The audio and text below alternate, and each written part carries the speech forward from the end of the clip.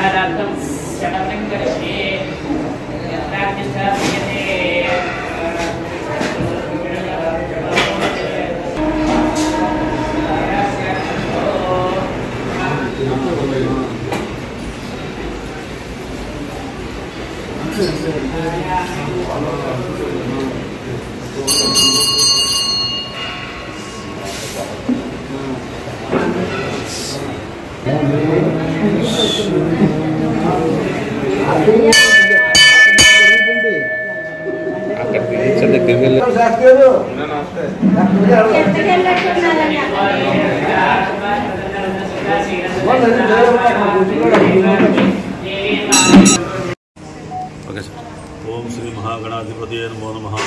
శ్రీ గురుభ్యో నమః. భక్త మహాశైలందరికీ నమస్కరిస్తూ తెలియజేయమనగా ప్రతి నెల వచ్చే మహాశివరాత్రిని మహాశివరాత్రిగా పిలుస్తాం.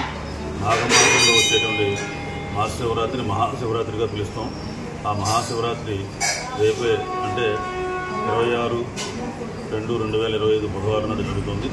అది మనం ప్రస్తుతం సంస్కృత పాఠశాల శివాలయంలో వేంచేసి ఉన్న శ్రీ లలితా పార్వతీ సమేత గోస్పాదేశ్వర స్వామి దేవాలయంలో ఉన్నాం. శివరాత్రి సందర్భంగా ఉదయం నుంచి సాయంత్రం దాకా దర్శనాలు అభిషేకాలు అవి జరుగుతాయి.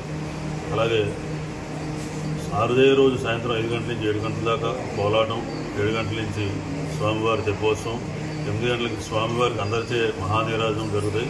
ఇవన్నీ అయ్యేసరికి 9 అవుతుంది. రాత్రి 9:30కి మళ్ళీ అభిషేకం మొదలవుతుంది. 11 నమ్మకాలతో 11 ద్రవ్యాలతో అభిషేకం జరుగుతుంది.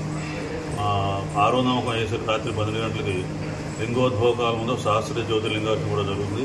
అలాగే తర్వాత మిగిలిన నమ్మకాలతో అభిషేకాలు జరిగిన తర్వాత రుద్రహోమం కూడా జరుగుతుంది. అది అయిన తర్వాత హారతి, నీరాజమంత్ర పుష్పాలు ఉంటాయి.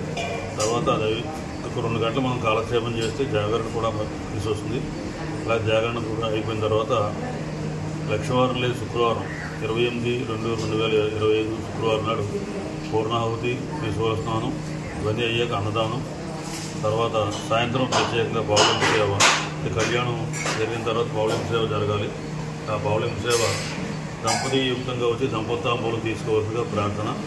దానికి ముందుగానే 4 గంటలకల్లా మధుర పదార్థాలు అవన్నీ పంపించి సహకరించవలసిందిగా ప్రార్థన. మరొక విశేషం ఏంటంటే ఈ లింగోద్భవకాలం ముందు శివుడిని ఎవరైతే పూజిస్తారో వారికి అష్టైశ్వర్యాలు కలుగుతాయని ప్రజలు చెబుతూ ఉంటారు. మహాశివరాత్రి నాడు మాత్రమే జరుగుతుంది ఇలాంటిది. కృష్ణాష్టమి కూడా అర్ధరాత్రి జరుగుతుంది. అలా కొన్ని విశేష కార్యక్రమాలు ఉంటూ ఉంటాయి. అవి తెలుసుకుని ఆచరించి సాంప్రదాయాన్ని పాటించవలసిందిగా ప్రార్థన.